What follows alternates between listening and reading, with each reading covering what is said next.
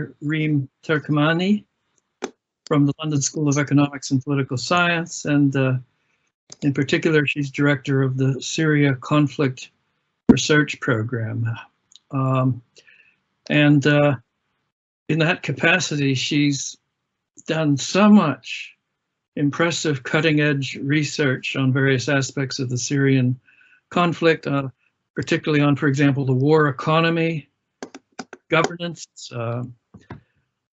jihadist groups, civil society, identity politics, and I think perhaps most recently she's interested in citizenship and constitutions.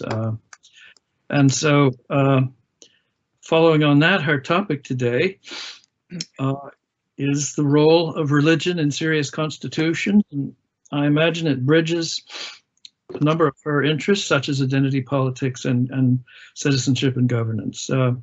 So let me just turn over to Dr. Rim and to say in advance, thanks so much for taking the time to join us, Rim.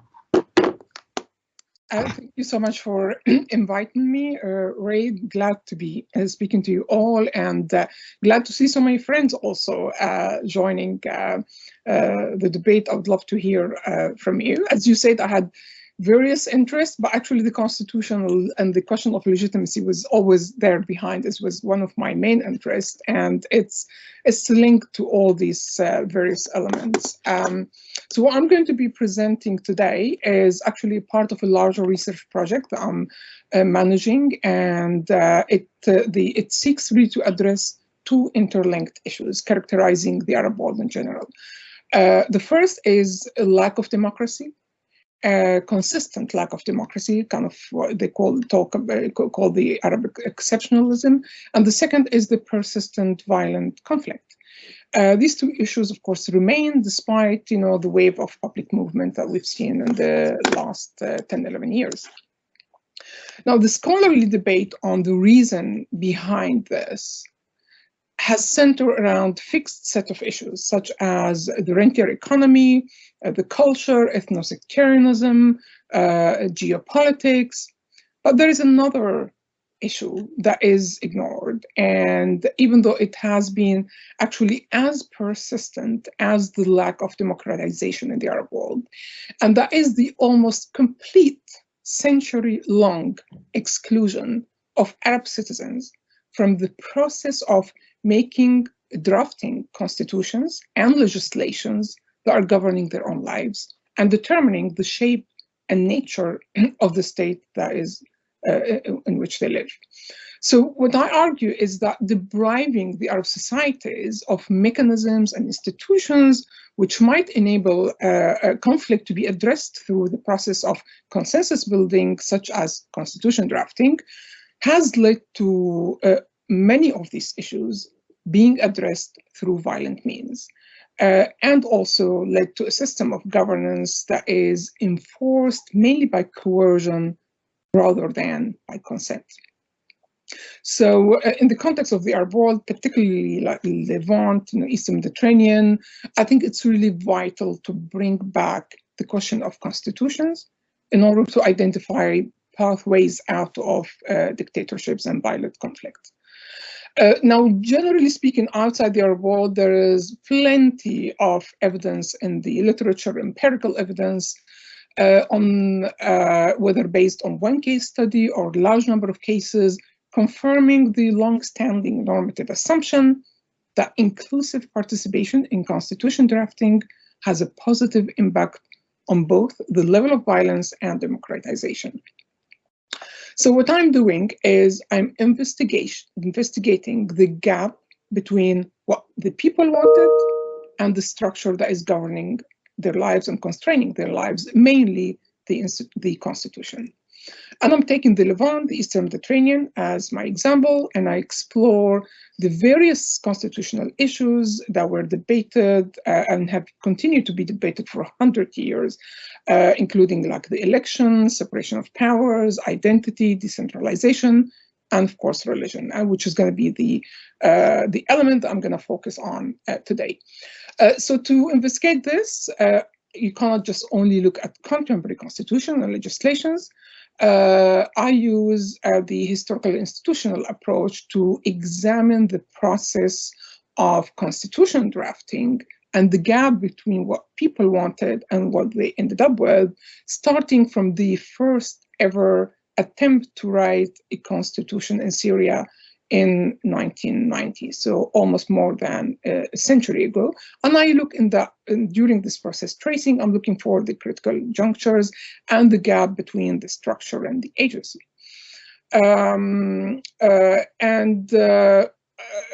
I examined through the kind of wide definition of institutions. So I look at them as the rules, and the people ideas that were actually transformed into an institution that governs their lives or resolves their issues. So this is where constitutions come in, because it comes out of a debate, out of the ideas of the period, out of discussions, consensus buildings, agreeing a text, and then transforming this into a constitution or institution. So where I deviate from historical institutionalism is that I don't only look at the success. I don't only look at the constitutions that have been enacted. I also look at the failures. So I look at serious attempts to actually establish new constitutions, write a new constitution that completely failed, because I think we still live the impact of this failure until today. I also differ where I look not just at the structure, but I also look at the people. What did they want, and the gap between what they want, their agency, and what they ended up with. I look how they transformed their ideas and the values that invigorated the debate around that period into institutions. Now, in the Syrian history, we have around 17 constitutions, including draft constitutions. So there is a lot to look at. So I don't look in depth into each single constitution. Not all of them were as relevant. In my view, there are two main types of constitutions that I look at, which I think kind of drafting them was a real critical juncture in the Syrian history. And these are the legitimate constitutions, even if they are not enacted. So even if they were just remained a draft, and also the constitutions that were imposed from the top. So they're completely illegitimate, but they created institutions that lasted for a very long time, although not legitimate, but they created a certain reality, an inertia, and they became very difficult to change. And of course, the most important example is the 1973 constitution, completely illegitimate, all imposed from the top. It was the Hafiz as a constitution, but it lasted 40 years. It's the longest governing constitution in Syrian history. So all the institutions that created are really, really difficult to change, no matter what people ask for.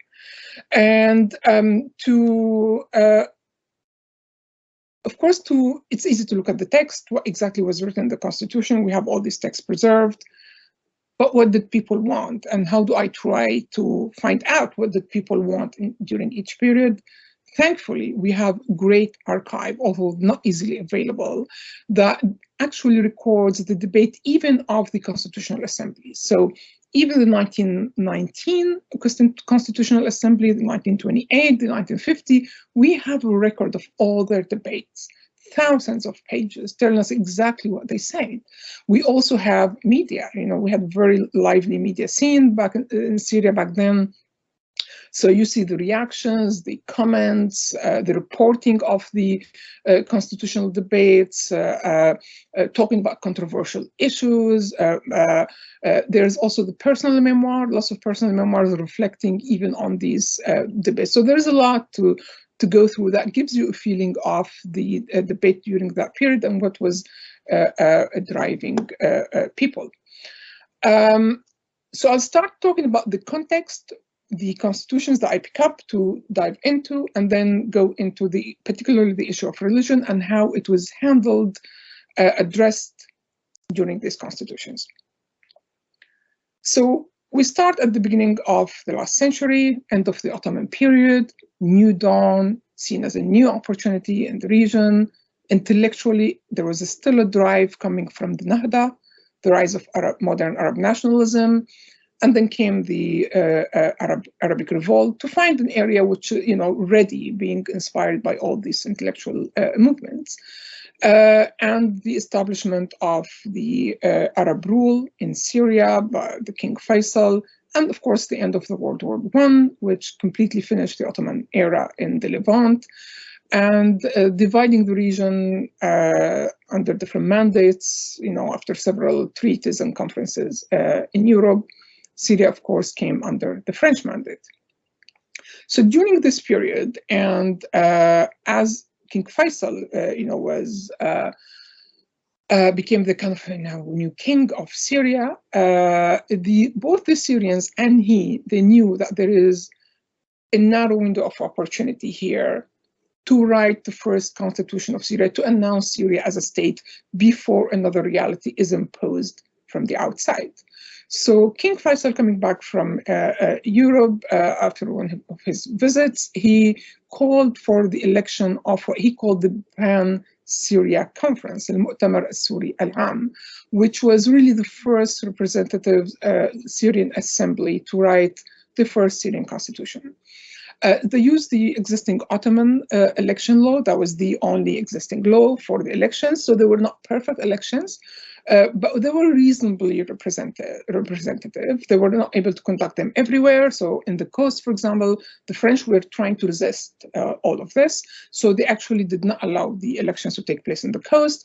So there were some people were appointed from that region rather than elected. But if you look at the final composition, put aside the fact that we're all men, of course, it was fairly representative. It was very diverse, of people from all backgrounds, including Jewish representatives, Armenian, Christian from all sects, Muslims from all sects. So it was actually a fair balance. Of course, there are many issues, if you want to go into details, countryside not being represented, but the main school of thoughts and currents in Syria were there. And they were sitting in Damascus, meeting after the meeting, tasked with two issues. One is to tell the King Crane Committee, which was sent by the Americans, to answer the question, what do the Syrians want? Which state they want to be mandated by? What kind of state they want? So they wanted to represent the Syrians, telling them what they want. The second thing was to write the first Syrian constitution. Now, back then, we're talking about Greater Syria. So all these representatives came from all over the historic Greater Syria, including modern-day Lebanon, including Liwa Iskenderun, Palestine, parts of Jordan, and of course, modern-day Syria. Now, they, meeting after a meeting, they finally reached final draft of the constitution in July 1920. But sadly, in the last day, the General Goro, the French, sent his famous warning in Vargoro, and the French army stormed Damascus, and they forced the French mandate, and they just put all this constitutional draft on the shelf, of course, after the Maysalun battle, and they enforced their own governing law for Syria. Now, shortly after that, of course, the Syrians continued to resist, and we had the Syrian revolt, which was a mix of kind of civic and armed resistance to the French mandate, but gradually more turned political. And one of the top asks, the first ask of the Syrian revolution, was writing a constitution for Syria. Many of the political figures of that period, including Fawzi al-Ghazi, who were very much part of the Syrian Revolution, even pro the arming of the Syrian Revolution, decided that we should take this struggle to the political front and call for writing our own constitution. And they did indeed. So they started negotiating with the French until the French agreed that they will hold an election for a representative assembly to write a new constitution for Syria. 1928, this assembly was successfully elected with celebration all over the country with the results of the election. And they gathered in Damascus again around 2 months to reach a new constitution for Syria. They elected a smaller committee, they wrote the first draft, they came back to the wider committee, they debated all the different articles, and then in the 14th session of this assembly, the representative of the French mandate comes in and he gives a speech, which he also published it in the press. And he was like, yeah, that is absolutely wonderful constitution that you wrote, really looks nice and modern, but we are the state. We are the authority. You are mandated by us. And this constitution violates this reality. So we are happy to accept it if you drop these 6 articles. The 6 articles were, the first one was the second article in the constitution, was about the borders of Syria and the unity of Syria. So the members of the assembly wanted the whole Syria that was inherited from the Ottomans, and they wanted to remain one single state. And the other articles all about to do with sovereignty. So who leads the foreign relations, who signs international treaties, who heads the army, who gives amnesty, and so forth. And the French wanted to have these power themselves. Now, on the spot, the members of the assembly decided, let's vote on this right now. The overwhelming majority voted against the French request. And the result was that the French stopped this assembly from being able to meet again, and they put this constitution on the shelf until 1930. Now, in 1930, the story goes in the literature is that, well, the French then enacted this constitution again, the 1928 constitution, but they just added one article, the 1916, which reinforces the mandate of France as the governing authority, which means that many of the articles of the constitutions are now meaningless, really, because France can overrule them. But I did conduct a close examination, actually, of the text, comparing the 28 to the 30, and the rest of the story, what came with the 1930, and I found the differences are much more than that. In addition to the fact that there were some changes, even to the power structure, separation of powers, freedom of press, the 1928 constitution was intended for all of Syria. The 1930, when it was announced by the French, they made an announcement in the press, called all journalists, say, come in, we have a big thing to announce today in Damascus. The journalists went to the meeting, and the French didn't have just one constitution in their sleeves, they had 4. Even 5.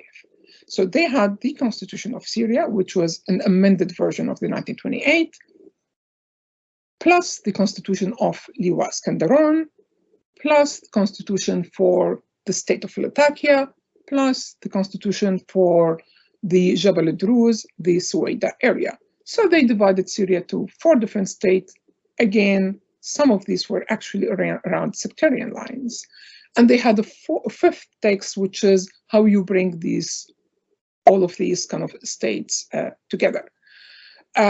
So being imposed from the top in this way, in this coercive way, having divided the country, the Syrians never saw this as their constitution, although a part of the text was actually written by representative assembly. Different forms of resistance, again, that carried on. No time to talk about it all now, until the Syrians finally gained their independence in 1946. And 1949, they elected a new constitutional assembly to write the first constitution after the independence, but now with the new borders that they inherited for Syria.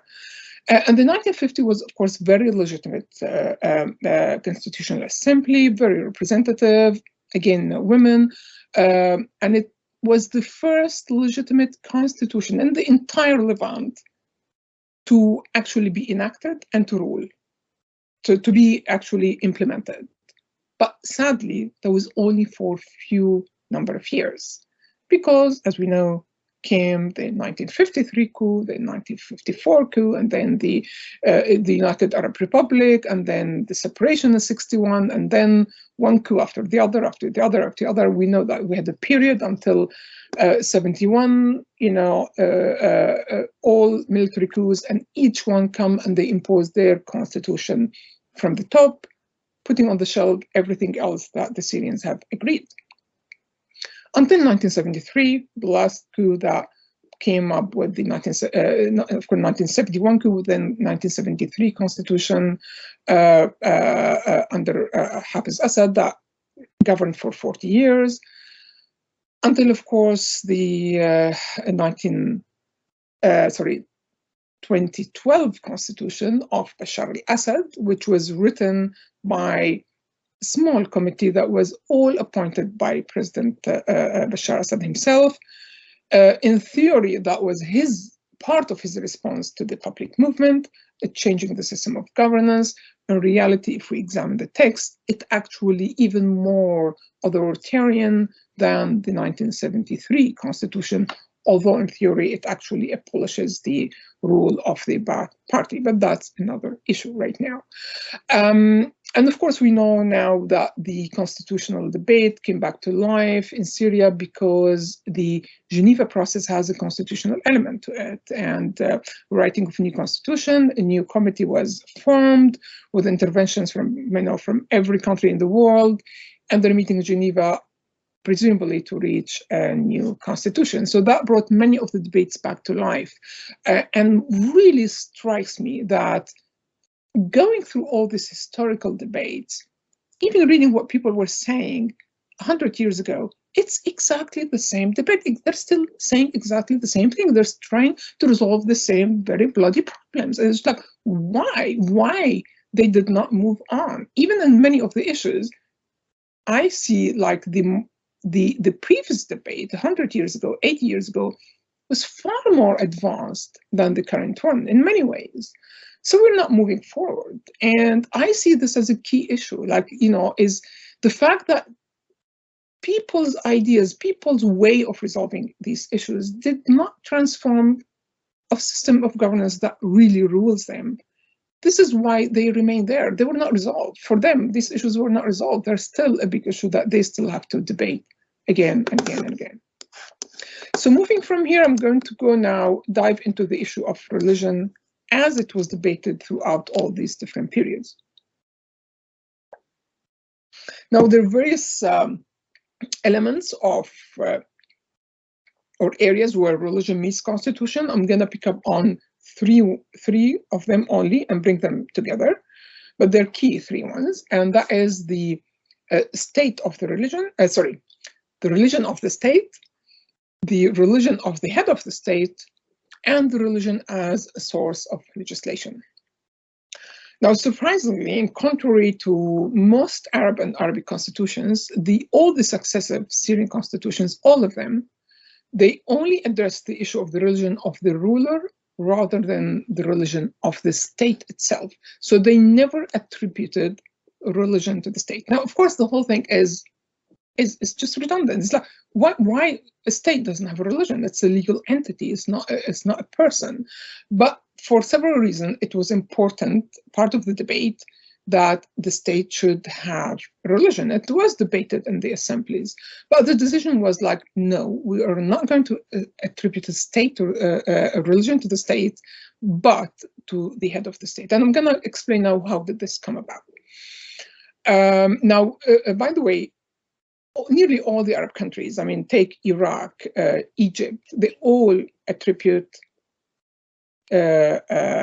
religion to the state, including Tunisia, where seen like as one of the most secular constitutions in the Arab world, written in 2014. It actually declares Tunisia as it says it's civic state, but then it says the religion of the state is Islam. In Egypt, the exception is that they attribute the religion to the state, but not to the head of state. So starting from the 1919-1920 assembly, when the final text that was agreed on the nature of the state and the religion was that the government of the Arab Kingdom of Syria shall be a civil parliamentary monarchy. Its capital shall be Damascus, and the religion of its king shall be the Islam. Now, why did we end up with this text? Thankfully, as I said, the debates and the memoirs tell us about a very vivid debate around that issue in particular. particularly Rashid Rida. Rashid Rida was, of course, important religious figure, one of the inspiring figures behind the Muslim Brotherhoods. And he was the head of the Constitutional Committee. He was the head of the whole Pan-Arab Conference for a certain period of time. And he was a key contributor to this debate about the state, the religion of the state. And he spoke about it in length in his memoir. And he tells us that actually several members of the assembly wanted the religion of the state to be the Islam, but others wanted the state to be non-religious, or what he called it la diniya. So not even saying secular, saying it's non-religious. And he realized this is going to, lead to a huge conflict. And it was clear also from what he said, from other records we have seen of the debate, that it wasn't only the non-Muslim members of this assembly who wanted a secular state. No, we had a whole new class of educated Syrians who either studied law in Istanbul or in Europe, or even businessmen who very much wanted a secular state. And we had people, on the other hand, who were not exactly religious, mainly business, conservative business class, who actually wanted a religious state, although they're not religious figures themselves. So it was a very lively debate about this issue, and then they realized it may lead to real conflict. And Rida was concerned, very worried, as he tells us in his memoir, that if they adopt the text that it's non-religious state, la diniya, then, as he says, I'll tell you exactly what his words were. He said the first, as in like the option advocated for the constitution to stipulate a secular la diniya state, non-religious state, which was supported by some Muslims. To his surprise, he called them geographic Muslims, as like people who live in the Muslim geographies, but obviously, he doesn't think they are true Muslims. While the second, he tells us, called for the constitution to stipulate an Islamic state. And the agreement was reached, therefore, was to refrain from defining the state either secular or Islamic, in return for stipulating that the religion of the king to be Islam. And he tells us that the reason why he thought it's dangerous to say it's non-religious state, he says, because I say to declare the state as non-religious will be understood by all Muslims that it is government of godlessness and heresy, of kuffar, which bound neither by halal nor haram, thus making it illegitimate. And therefore, this government will not be followed or submitted to by the people. So he was concerned about the legitimacy of the state, and therefore he didn't want non-religious state. And the exit out of the consensus was, okay, let's agree on the religion of the head of state in state. Now, despite that they attributed a religion to the head of state, that, in my view, that was really not significant for two reasons. First, because this very same assembly drafted constitution that took nearly all the power from the king. So the king was a very symbolic figure. The actual governor was, according to that constitution, was the prime minister. And there were no constraints at all on the religion of the prime minister. And we know that Syria did have a Christian prime minister, Faris Khouri. The second reason is that that constitution also stipulated that the kingdom of Syria will be ruled by the King Faisal and his children and family, blah, blah, and his offspring, and they are Muslims anyway. So not that there was any chance that we would have had a non-Muslim king, but the text was like a compromise to find a solution. Now, on the issue of the religion as a source of legislations, this constitution said nothing. Remained completely silent about it, except on the issue of personal affairs. So the courts, religious courts and sectarian councils were governing, the people's private matters, be it marriage, inheritance, etc. And it remains the case until now. But also they added to the same text that addressed this issue of personal status law, a text about the awqaf, and that it will, how it's going to be managed. And again, we see beautiful episodes here of societal debate, because apparently when it was leaked, or it was known by people that this issue about the religious courts and awqaf was being discussed, the members of the society who were worried were the Christians, and they were worried about their control over the churches and the courts and etc. So Rida himself talks about him going and debating with the Christian religious leaders, and reaching a consensus with them, agreeing with them what text they like, and then he takes that back to the Congress to make it part of the Constitution. It was really beautiful and reflects again a very lively society and civil society. The other issue where the source of legislation come in the debate of the 1919 or 1920 Constitution is the women vote. When they debated whether to give the women the right to vote or not. And we have the record of word by word of that session when they debated this. Back then was very controversial issue.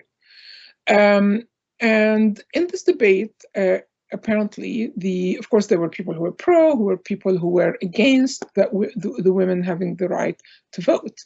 But what is really interesting is that the debate did not, like those who were pro and against, were not exactly the religious versus the secular at all.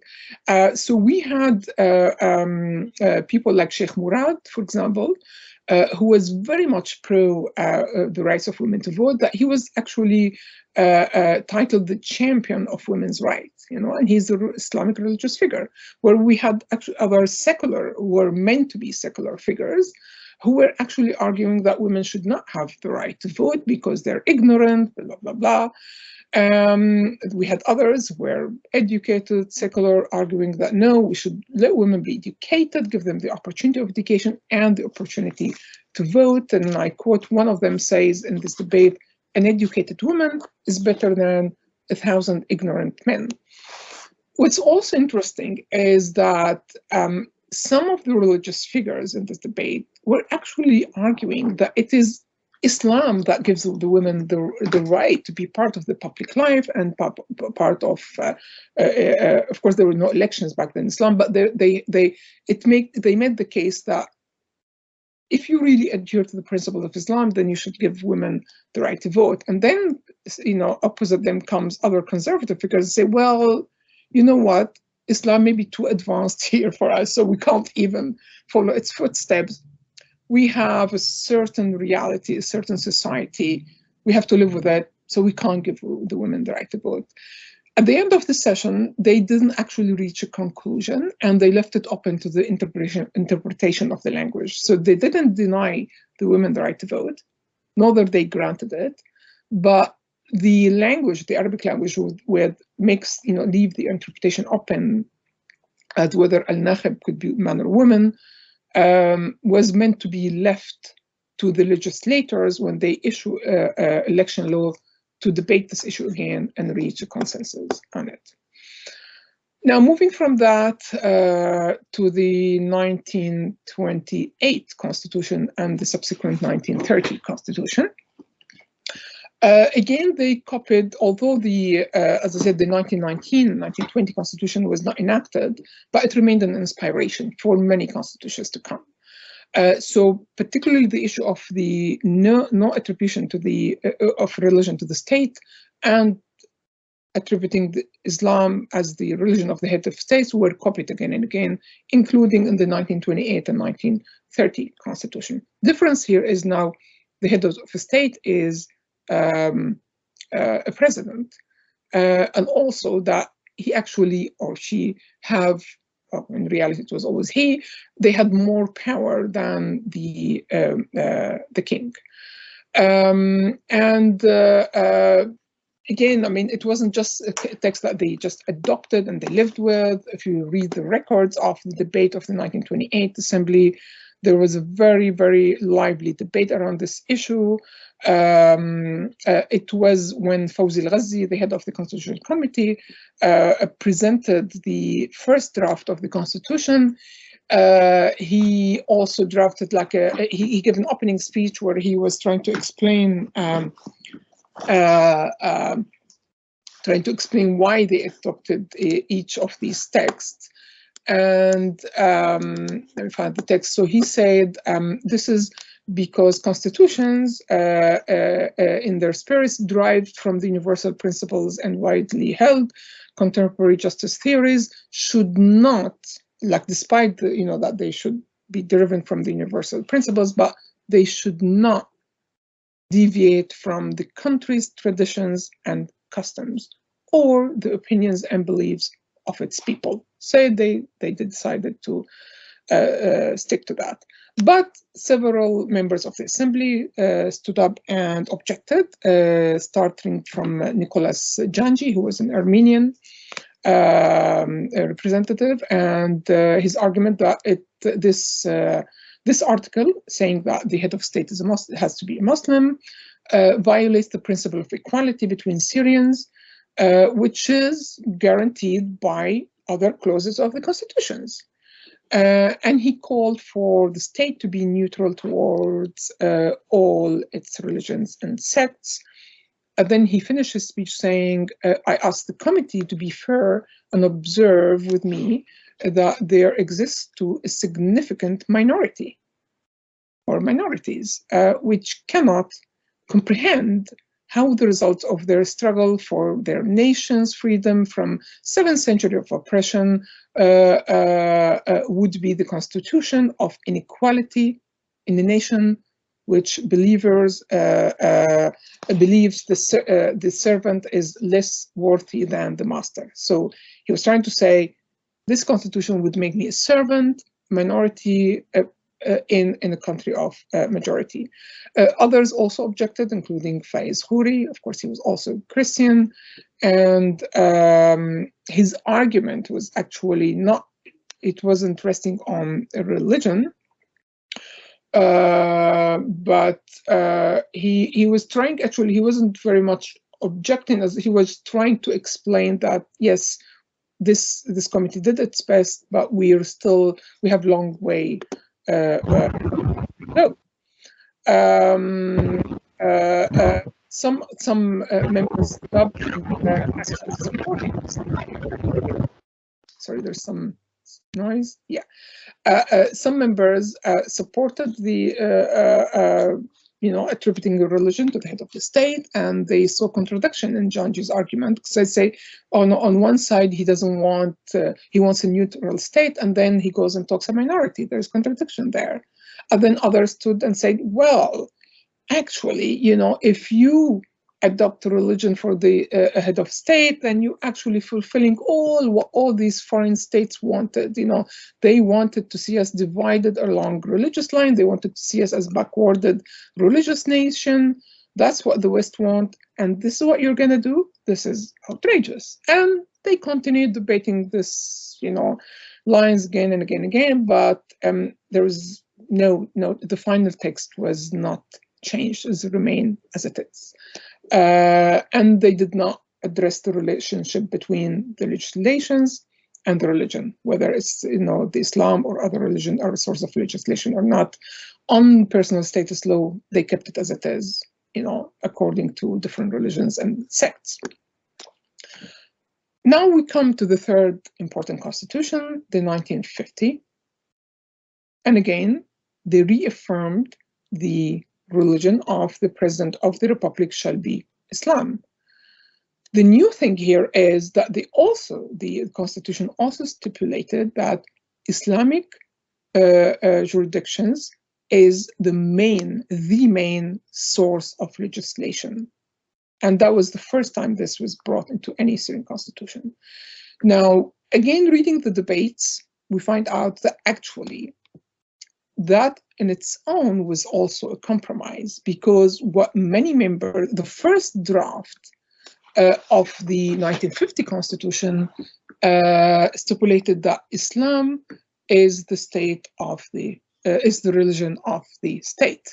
So when this draft was put in front of the assembly, it was heavily debated, and again there were two camps against and with having two different, various arguments, and again the issue of how the West will see it was brought in. So one of the people who were against it, for example, Representative Ilyas Damer, he said, I quote, the West delights in seeing Arabs build their national entity on the basis of religion, and in seeing the non-Muslim communities in these countries feel less of a sense of nationalism than their Muslim compatriots. So restricting the right of non-Muslims gives the West a basis upon which to build their colonial argument. And I believe that the separation of religion from the state would be akin to a fatal blow from the inside to any claim of this kind. And there were again the typical pro and against debates. Sadly, I can't go into length into it, but it's really, really, really interesting. Especially as you see the secular coming from all walks. Many of them were said Muslim lawyers or businessmen or whatever. Nearly all the people who were from non-Muslim background were pro-secular state, and it's this diversity again that led them to reach the new compromise, and that is to drop the line that the state has a religion and it's Islam, and to agree on the following: to agree on that the religion of the President of the Republic shall be Islam, and that freedom of belief shall be protected, the state shall respect all Abrahamic religions, and shall guarantee the freedom of performing all its rituals on the condition they do not disrupt public order, and that religious sects shall be protected and respected. And of course, the personal status law, which we know. Mustafa Sibai again, Mustafa Sibai as important figure in the Muslim Brotherhood, he was a key driver of that debate, and he was the person who led the reach for the compromise. And again, because he found himself faced with this diversity of Syria and of the risk of a conflict. So when you read his memoir on this, he said, we really, really feared that there will be a conflict. There might even be violence. We could see that some people are going to take this to incite conflict and deepen the rift in the society if we declare it as the religion of the state is Islam. So I opted for this compromise. But then he says, but we shouldn't worry because this really doesn't mean a lot, because in the same constitution, we brought this new article that stipulates that the source of legislation is going to be the Islam. So this was the new compromise that was reached. Now, the constitutions that came after that, again, the most of the coup constitutions, they completely were silent on the issue of religion, whether head of state or source of legislations, except few of them they brought some elements of the 1950 constitutions. Otherwise, they completely remained silent about it. And then the Constitution of 1973 again brought that the religion of the President of the Republic shall be Islam. And Islamic jurisdictions shall be a main source of legislation, not one of the main sources of legislations. So that was a new opening. That is not the only source. However, it actually doesn't mean a lot here, the change from the main to a main source of legislations, because there is no other source that was mentioned. So usually the Constitution gives priority to the Islamic jurisdictions as a source of legislations if there's another one that is listed, but none was listed. So it almost remained the same. Now, from 61 onward, I said other constitutions were completely quiet about this. And then the 2012 constitution again enacted that the religion of the president shall be Islam, and that was not despite we know the conditions, the context, how this constitution was written, not even the committee, were writing it driven by its own will. They were instructed. Still, when it was put to the public vote, there was a lot of criticism about keeping this article about the religion of the head of state. And a lot of the resistance came from the loyalist camp. They were outraged that this line is still there, especially with the religion, with the Syrian regime using the religion and the issue of minorities as one of the sources of legitimacy, and instrumentalizing this issue of minorities and posing as the protectors of minorities, still writing a constitution that deprives them from the right to be, or to aspire one day to be head of state. Now, I can go on length on the personal status law as well, but I'll try to refrain from that. But I will just go back a little bit to the 1950 Constitution. There's one thing that I forgot to mention, which was really interesting, which is when it was known, because the minutes, it wasn't secretive. I can't say even it's leaked. They were very open about the debates. So when the 1950 Constitution was being debated, it became known that the question whether the state is going to be Islamic or not became known to the public.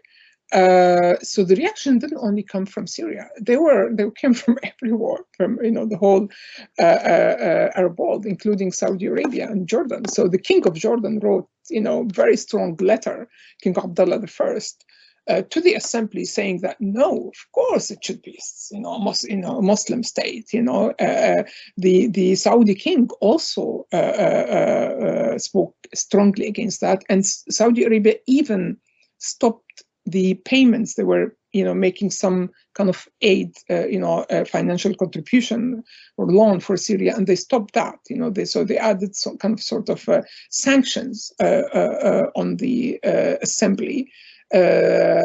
Because they thought they may opt for not attributing Islam as a religion for the state.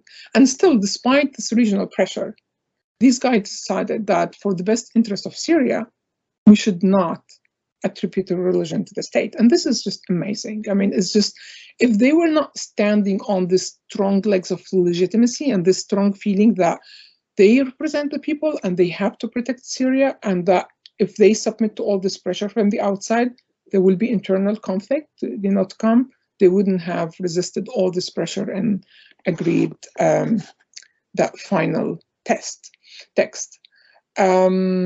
Now, I can go on this topic. It has very, very interesting details to it, especially on the personal status law and what it means really, and how it governs our lives until now. The fact that I don't go, but every Syrian know what it means, that every Syrian is although the Syrian state pretends to be secular, that actually when it comes to marriage, to inheritance, to any issue, child protection, or custody, it all follows the personal status law of every sect, and what that means for the rest of the state. But I'm going to stop here and maybe bring some of these elements in the questions and answer, because I'm just aware that I've been speaking for too long. Thank you so much, Rim. That was a wonderful presentation. So stimulating and so very rich. Well, everybody, Dr. Turkmani, as she mentioned, is willing to take questions or listen to comments. So please raise your virtual hand.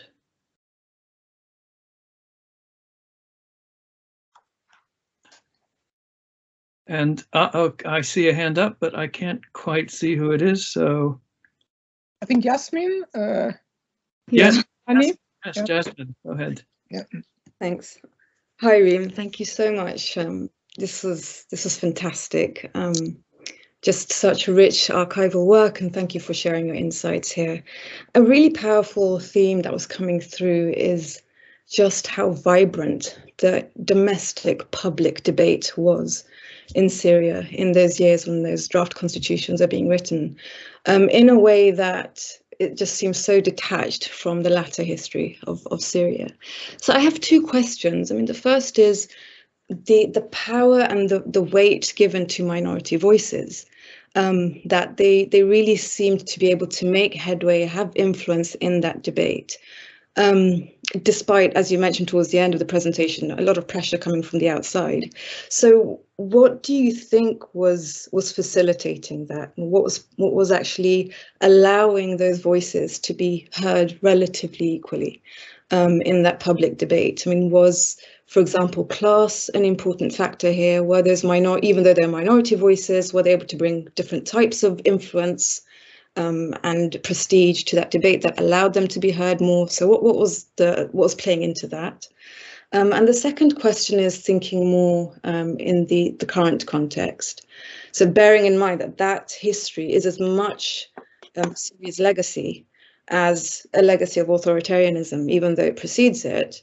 Now that the importance of public debate, even despite people might look at the protests and say, well, they didn't succeed, that debate has really emerged as a result of what's happened in the past 10 years, even if it's not within Syria as much, but amongst the diaspora. So how important a role do you think that might play in the future of Syria, even with the resilience of the regime? And do you think it will have any kind of a material outcome? But thank you so much. Sorry, Jasmine, what exactly? I just missed part of the second question. Yeah, so in the current context, I mean, there's been a lot of debate amongst quite polarized groups. Yeah. Will it have any material impact in the future, even with the resilience of the regime? Okay, sure. All right, Ray, do you want me to answer this or take other questions? Take a few more questions if there's anybody that's ready to raise an issue now.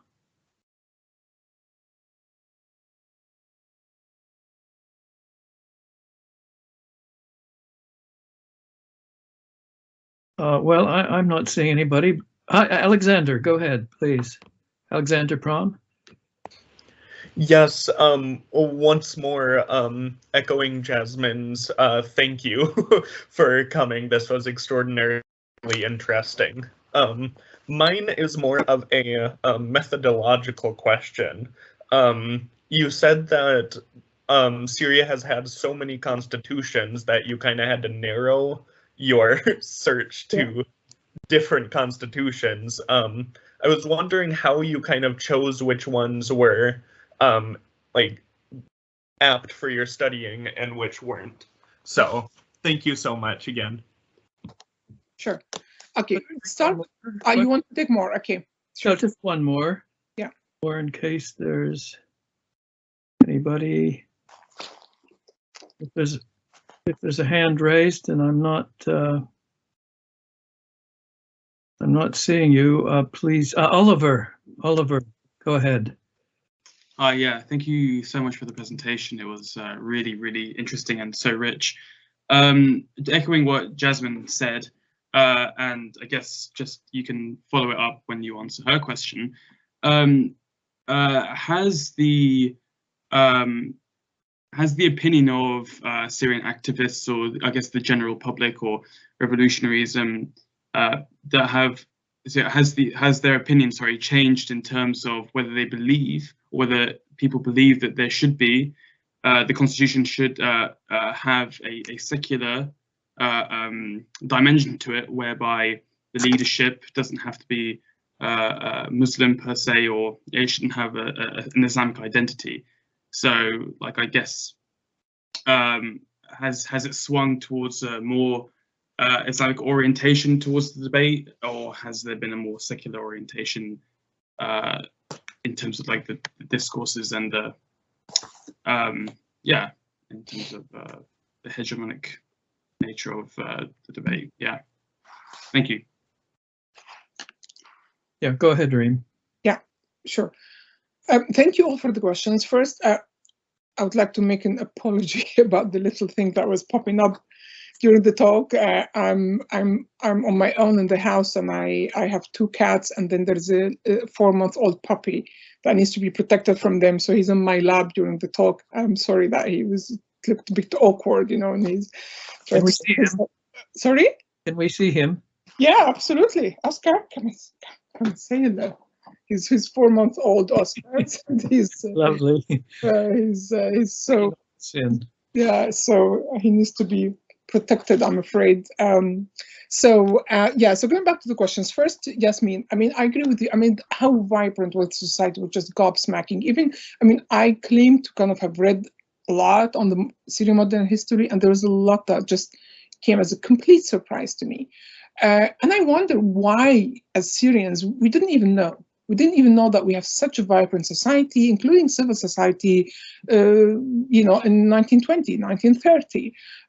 We haven't even been told that big part of our resistance to the French mandate was actually civic and political. You know, there's a lot of emphasis on the battles, on the military figures, and very little on the political and civil society. This is part of the Ba'ath Party ideology and attempts to kind of make us forget part of our history, and always to emphasize the importance of military power and underplay the role of political parties, diversity. They don't want us to know that this society existed. And there's a lot I can talk about, and I hope that my research will bring this to life. And that, I mean, there's a lot of civil society activity, lots of, for example, you know, resisting the French. All forms of civic resistance were used, like, of course, there are demonstrations, boycotting certain products, strikes, you know, forming committees, even women demonstrating against the French. I mean, there's a lot of women marches. So I hope this will all come back to life. Now, why we had this and why all these minorities were, or so-called minorities, I mean, what came also clear in the debate, that many Syrians refused to call them minorities. It was like, hello, we're all Syrians, you know, we're all equal. We shouldn't, even a Syrian should never be defined by his or her religion. But still, yes, they were able back then to be represented, to speak in the name of their sect or religion. I don't have an exact answer to this. I have to reflect on it. But let's remember where they came from. I mean, if I read a lot of the newspapers that were published in 1920, 1919, and there was a similar spirit to most of them, which isn't that great. Here's an opportunity. We just came out of the Ottoman kind of nightmare, and this is our opportunity to form our state. And we are all there. We're all part of this diverse Syria. And the Christians, and interestingly, the Jews were part of this. So if you look at the newspapers that were issued during that period, the vast majority did not have any religious inkling, but there were some Christian newspapers, and there was a Jewish one. There was a Jewish one that printed in Hebrew. Imagine that was published in Damascus in Hebrew. And the opening editorial of that Hebrew newspaper was like, wonderful, the Ottomans are gone. Let's build our Syria. We as Jews are integral part of this country. Syria only is strong when all these different organs of this body are strong, and we have to be strong for Syria, and Syria has to, you know, acknowledge us, all the rest of it. So there was this, you know, there was the spirit of the period, and there was bitterness about how the Ottomans treated the Christians and the Jews and kind of non-Muslims. So they so much wanted to express that. But you don't see Muslim newspapers. You hardly see, hardly. You know, I mean, Rashid Rida has his Al-Manar, but it was mainly kind of not even a newspaper in that sense, more debates about reforming Islam, but there was no Muslim newspaper. There were just Christians, Jews, and then the other all kind of secular tone to them, although some were trying to be conservative. But it was interesting, really, diversity. And the fact that there wasn't an overwhelming power, you know, imposed on the society allowed this diversity to express itself. Despite the French rule, it sustained itself for quite a while, and it was really amazing. Now, of course, had we imagined that the debate continued, like we didn't have this military coup after the other, I think Syria would have been somewhere else. I mean, they would have moved beyond even speaking in the name of their sect or religion, and they would have been somewhere completely different. So I'm not saying that what existed back then should have, be the reality now, but the fact that there was such a debate, such a vibrant society, if that was not suppressed, what kind of a country would have had? And would we have seen the conflict that we see today? And it applies to other countries. I mean, so the rest of my research looked at all these countries that start after the 1919 constitution was for the whole Levant. So what happened to each one? I mean, look at Lebanon, still governed by the 1926 constitution. That 25, I mean, which was written by the French. So in Jordan, the same, all of them, like in the entire Levant, the whole Levant, we only have a few years where a country was governed by a legitimate constitution, and the rest was always coming from the top. Now, what's the impact? I mean, now the debate is open again. There's some pressure from here and there, but is that going to have an impact on the current regime? I don't know. They don't seem to respond much to pressure from inside. They respond in their own way. They don't exactly give people what they want, so they feel the pressure, but they handle it in different ways. Not exactly by giving people their rights, but give them a little goodie here or there. They respond to some pressure from the outside, but it's quite clear that what this current regime wants is to stay in power, whatever it takes. So eventually they may kind of make some concessions in return for staying in power. That's the only thing that seems to kind of really affect them, to stay in power or not. But the debate is open and it will not be closed, I think, easily. The current process is just so artificial, the current constitutional process. It's so governed by external powers, very underrepresentative, the way the members were chosen. I mean, they have huge issues with it, but it's the only process out there right now. And what we hope is that it may, although I don't have much hopes, it may bring some changes to the structure of power. It allows a little bit of space for this society to breathe and to become vibrant again and produce eventually a new system of governance, something more legitimate. But I don't see anything really meaningful, that to come out of the current process. The best hope is for them to come up with something temporary that would kind of allow a period where things are resolved. And once things are settled and there is an opportunity to elect a representative assembly, you may then have a chance to have a public debate about constitution and elect a representative assembly and open the debate again. But right now, I think that there are no signs that any of this may come. Now, I'll just jump to the third question, which, did people change their mind on these issues of religion? It's difficult to tell. It's really difficult to tell right now what Syrians exactly want. The way the regime, the bargaining of power in the society in order to consolidate its power meant that they gave certain kind of spheres of power and influence to some religious sects, including the Sunnis, in exchange for the regime staying in power. And this is where the personal status law comes in. Yeah. So in a way, although it claims to be secular, but the regime ended up actually entrenching the religious and secular identity of the society. And for many people from what is called or referred to as Muslim Sunni background, to feel that the personal status law for them is extremely important, that they will never let go of it. Although it was, given to them by the regime, but it's like they would do anything to protect it. I'm not saying everyone, but there are like some, this is how they feel about it. So they may have changed their view on the religion of the head of state. We don't know.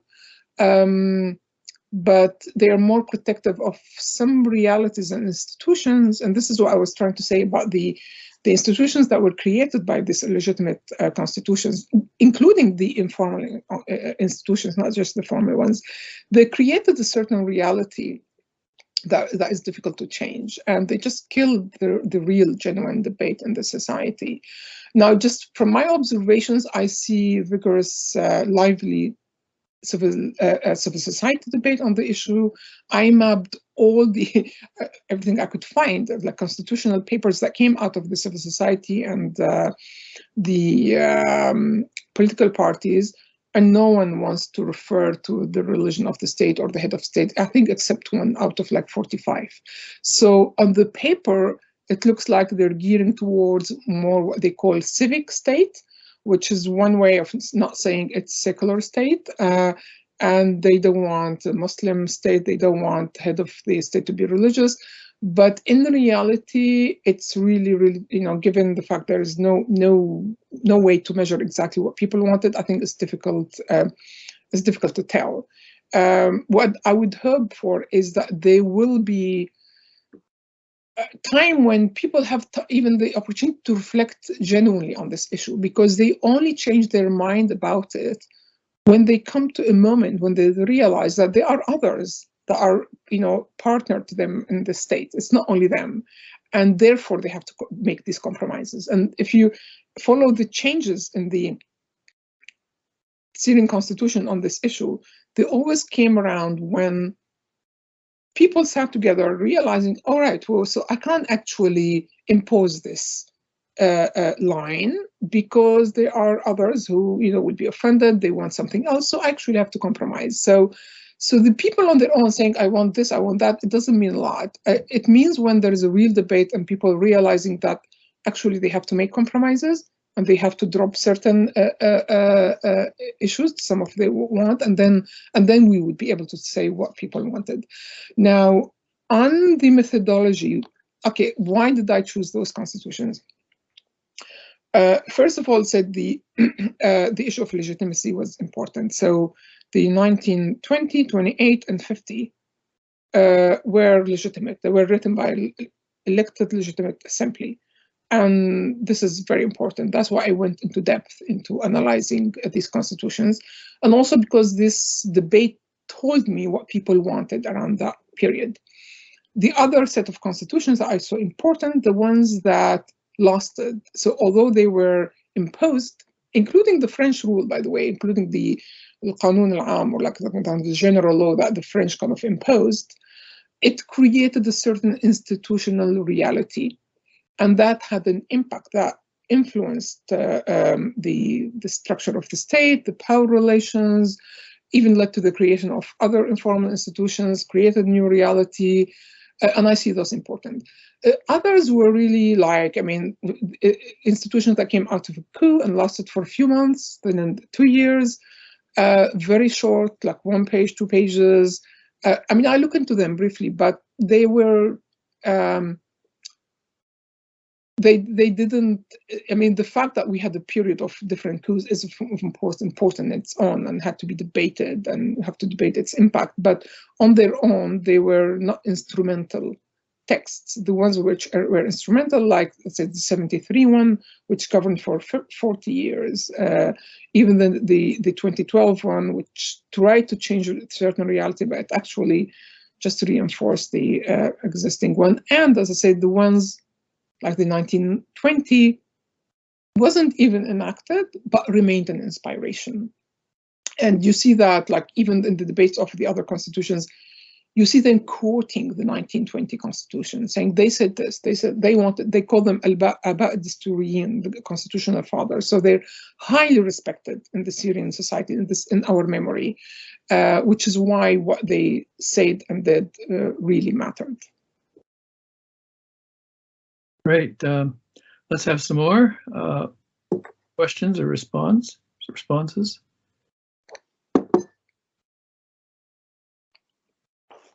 Yes, do I see somebody raising their hand, their virtual hand? Yes, Mohammed. Thank you very much, Dr. Reem. I just want to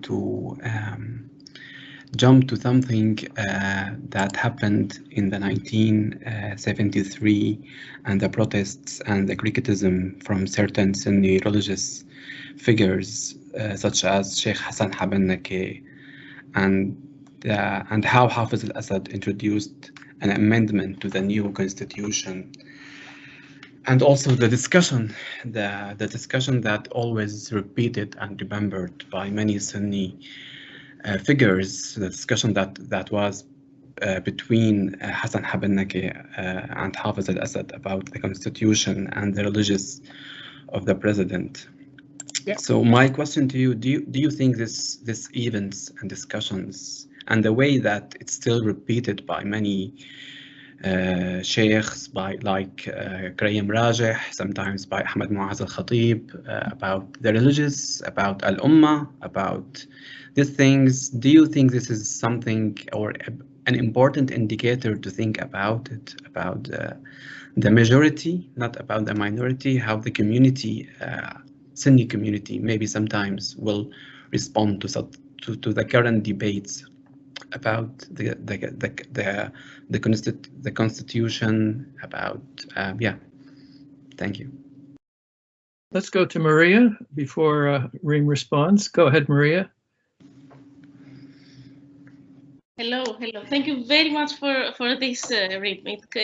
I mean, I have learned so much in your presentation, and it kind of bridged a big gap that I have from, you know, the time of mass politics in the 1920s up until when I was shown photographs of my Syrian mothers with short skirts and like political movements and organizations in the 70s.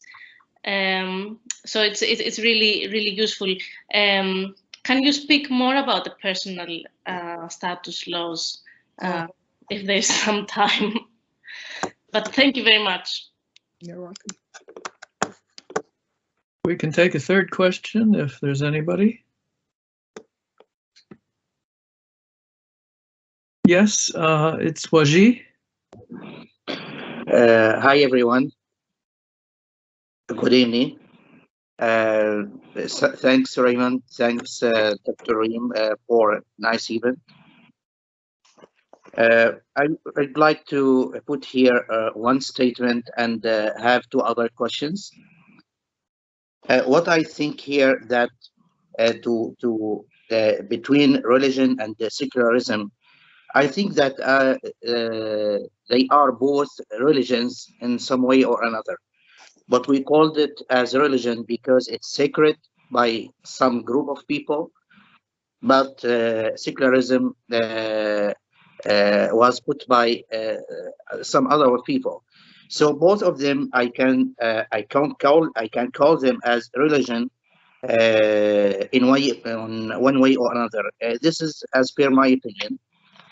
The other thing here, I was surprised when Dr. Reem raised the point that we used to have 17 constitutions in the history of Syria. I was surprised. I'm Syrian. I didn't know this information before. Maybe because Al-Assad family raised us that there is no history before them. Maybe this is the reason. The question here is, in case Al-Assad family left sooner or later, So, Dr. Rim, what do you think about writing new constitution? The Constitutional Committee will use Al-Assad Constitution as a platform for the new constitution, or will use other previous constitutions? And to which extent foreign countries can enforce such committee to remove or add some clauses like what happened in the 14th with the French? Thank you.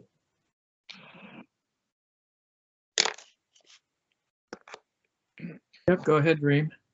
Okay, so I'll start with Muhammad and the issue about Hassan Habannaki and other figures. No, of course, that was all important, and thank you for bringing that up. I mean, there's a lot to talk about here, and the reactions of those who label themselves as Sunni Arabs in Syria, and how the regime attempt to co-opt them. Yeah, but when you said talking about the majority, I want to raise a flag here, and I learned that from going through all this historic periods. That actually those who come from an quote-unquote Arab Sunni backgrounds were not necessarily the majority, or they were never one block. Yeah. So as I said, the debate, for example, on whether the state should be secular or not was not divided between Muslims and non-Muslims. You know, the Muslims themselves were divided on this issue. Even on the personal status law, the people, it was challenged. I mean, in the 1950 constitution, it was challenged, and those who challenged it were Muslims, actually. And they said this actually violates the rest of the constitution. It violates family protection law. How can you protect a family when some of the sectarian laws of marriage allowed for a teenager, you know, to be married at the age of 13 or 14? I mean, they were strongly challenged by many people from Muslim backgrounds. We saw also some religious figures from other religions, like the Christians, also trying to protect the religious codes and the Awqaf law and so forth. So those who came from this background, I can't say they are one bloc that is the majority, but certainly identity politics has been used in Syria starting from the Ottoman period, then the French and the regime, and that led to certain populism, kind of people claiming to represent one identity or the other, including the Arab Sunni identity, and for religious figures, or even the modern Muslim Brotherhood, to claim that they can speak in the name of the Sunni Arabs and that we should talk about the rights of majority. The key point is that, you know, we should actually move beyond the majority or minority, because many people, whether Muslims or not, they say, like, this is my personal, you know, private issue, you know, whether I'm Muslim or not, just leave it to me. I want a state, I want it to treat me fairly, the same way all the European states that I'm trying to go to are treating me. So that, I think this is where we should move to, rather than going back to the rights of majority or minority. But certainly the way, I mean, that brings me also the issue, particularly with Habannaki and Hafiz Assad. There's another element that I didn't bring in here during the talk, is another complexity, the fact that Assad is from an Alawite background and how they are seen, you know, and the fact they're not seen by the mainstream as Muslims, and the fatwa that was issued. So it's a bit more complex here. It's a whole new, different debates. And it certainly made things worse on that front. And I think it certainly led to the rise of more extreme Sunni movements. On the issue of Maria, I'm glad that, you know, you found new things that you didn't know about. I continue to just be surprised every day by the things I find as I'm going through this material, including the question of constitution itself. I mean, when you talk about it now to Syrians, it's like, well, since when constitution matters? It doesn't matter. Of course it doesn't matter, but hello, how comes it doesn't matter? You are where you are because of this constitution. But it is the regime itself that created this idea that constitutions do not matter. The constitution was written by the donkey, eaten by the donkey, as this popular play say. But actually, if you go back to 1920 or 30, you see a huge celebration that they're going to write. It was their request. And they so much celebrated those people who were writing the constitution, to the limit that Fawzi al-Ghazi, who was seen as the Abd Dastur, they call him, the father of the constitution, when he was elected, there was celebration all over Damascus, all over them, celebrating the election, the fact that a young Syrian lawyer was elected to the Constitutional Assembly. And when he was killed in very suspicious circumstances, he was like, the whole Syria was mourning him as the father of the constitution. So many poems were written, you know, in the whole Arab world. I mean, I found, like, from Palestine, from Egypt, from everywhere, every Arab newspaper was writing about the death of the father of the constitution. I hardly knew about this guy. I hardly knew about him and how important he was, you know, and the fact that there was such a public engagement with him, what he stood for, his role in writing constitution, the idea of that, all of this was completely,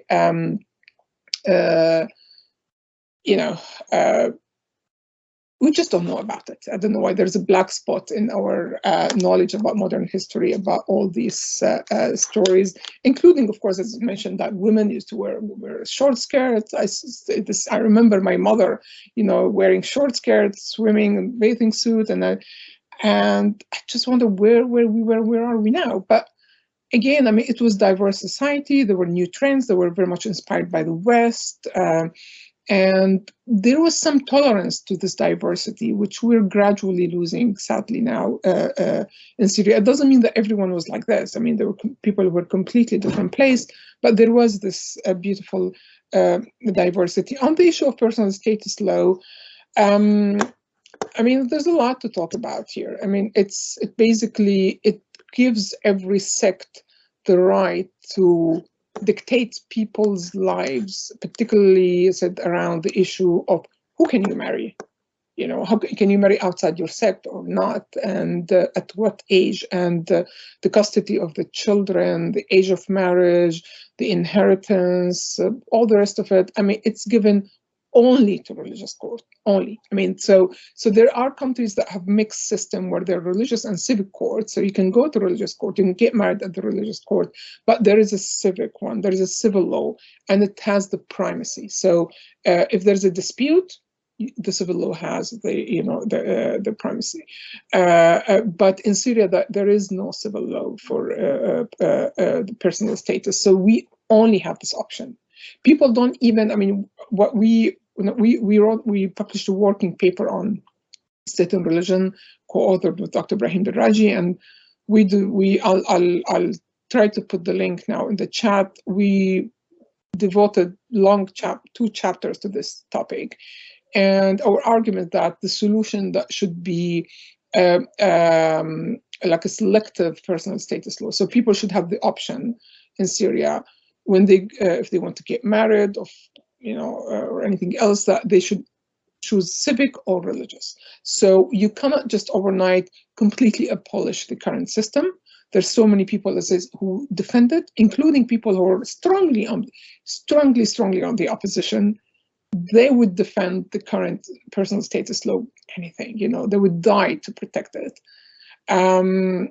But there are people who would like to have a secular option. So there is an option of keeping two systems in place, two parallel systems, although it's complex and it brings lots of conflict. But I mean, I don't mean conflict as in violent conflict, but like complexity. But at least it gives people who want to get married in the civic court, who want to have, their personal matters governed by a civic court, they would have at least that option in their country. And as I said, in 1950, when it was debated, it was those who objected it, including Abdul Salam Haidar. He was actually Muslim, it wasn't like, he was Muslim from a Sunni background, and he was very, very strongly against it, including others in the assembly.